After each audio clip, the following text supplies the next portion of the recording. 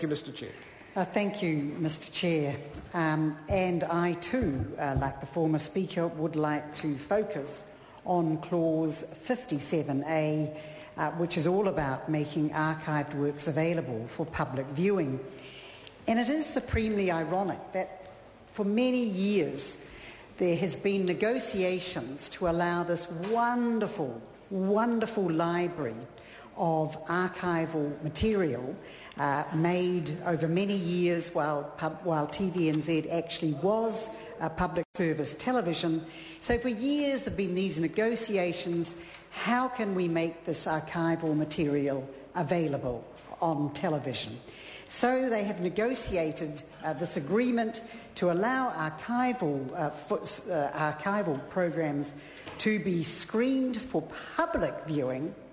And yet the irony is, as the previous speaker was pointing out, that this wonderful treasure of archival material made by public service television will not be able to be screened on TVNZ, on free-to-air television, because this bill will turn TVNZ into a commercial broadcaster stripped of any public service interests or obligations that exists to chase ratings and to return a dividend to the government. And so this totally commercially focused new entity that Television New Zealand will be once this legislation is passed, it won't screen archival material because it will not rate. It will not rate like some blockbuster imported American program.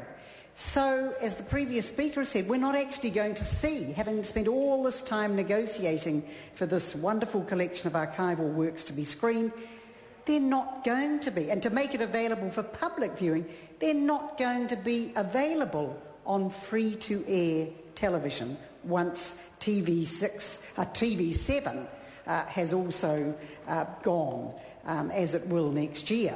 So ironically, the only place that we might be able to see this archival footage will be on pay television, on Sky TV, because, and it is extraordinary, it is also ironic that we now have a Television New Zealand, a publicly owned broadcaster, which told us recently in the Commerce Committee that its main area of growth was in developing material and channels for pay television.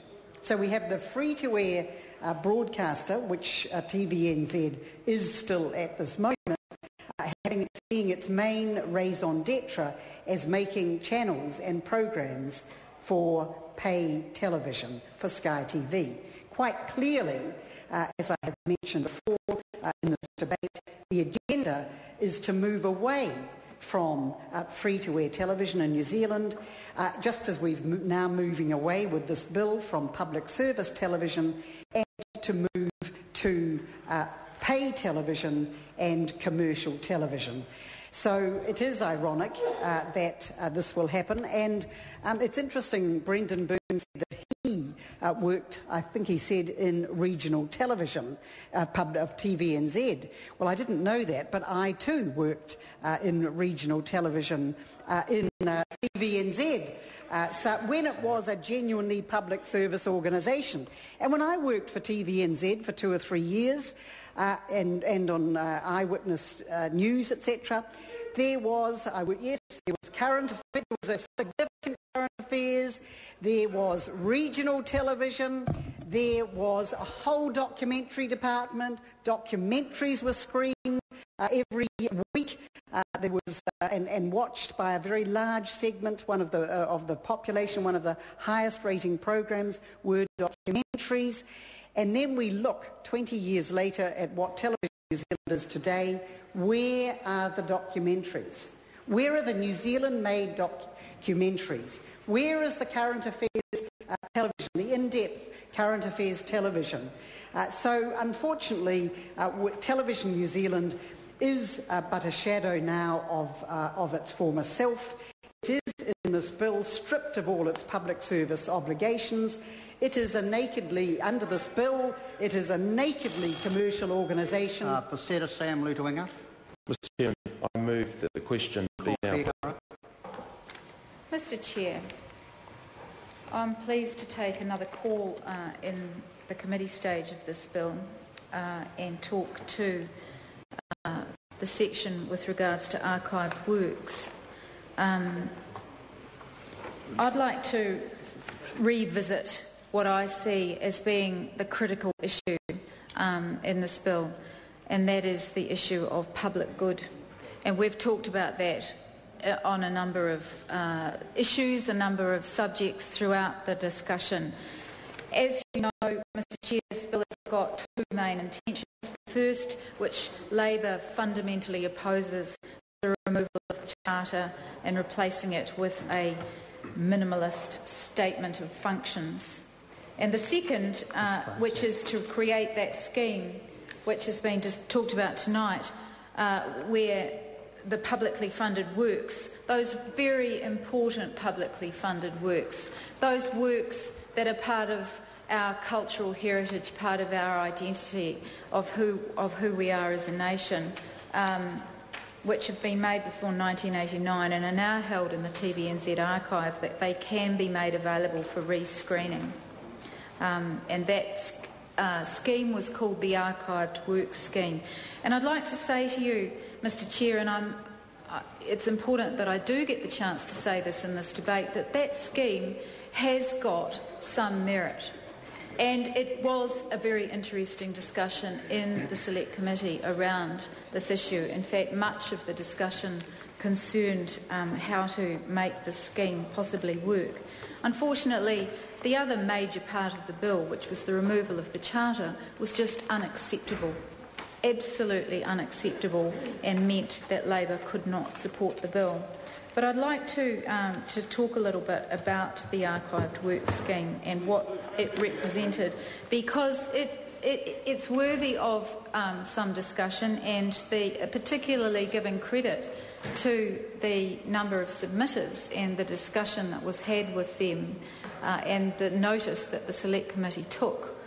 And the Select Committee did do a lot of work on this issue, and I'd like to acknowledge the work of the officials in this bill and the work that you put into it.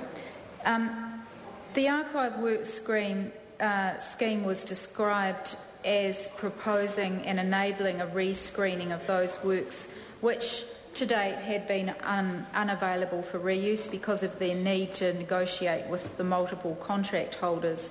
And it is important to take this seriously, because it was about seeking to find a balance between the public good objective, and I'll say that again, the public good objective of releasing those works for current and future generations to see, and acknowledging the rights of those who were contracted to work on those programs. There were 48 submissions. 16 of them were essentially pro forma submissions, but there were a number of important submissions from different agencies, and they took this issue quite seriously. And as a result of that discussion, the Select Committee did make a number of changes to the bill and in its reporting back to the House, and I'll briefly touch on them in order to give weight to the work that the Select Committee did. And those changes, they recommended that the definition of archived work be changed to make it clear that it would apply only to works made on or before the 27th of May 1989, for which TVNZ owned the whole copyright. They also, the Select Committee recommended that not only must archived works be screened free to the viewer, and I'll repeat that, free to the viewer, but they must not be screened between the hours of 6 p.m. and 10:30 p.m. on any day of the week on TV1 and TV2, which was essentially about making sure that there wasn't profit being gained from that.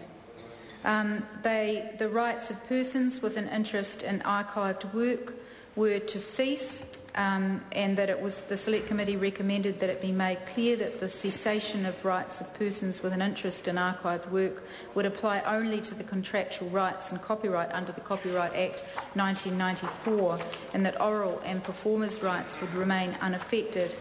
And the Select Committee also recommended that the fund must contain a sum determined, Mr Chair. Jonathan Young. Mr Chair. Chris Farr.